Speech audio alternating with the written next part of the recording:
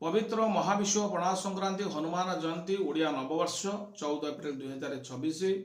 वैशाख कृष्ण द्वादशी मंगलवार पड़ुंट। तेणु आपण जदि घर भितर वास्तुदोष रोथो कि पारिवारिक सुसंपर्क भल रोना, झगड़ा हो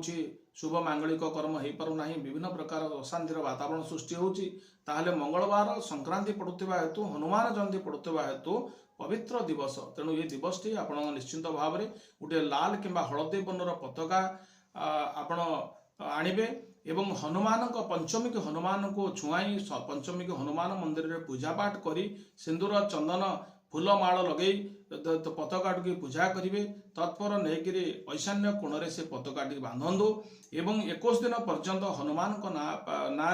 गोटे दीपटे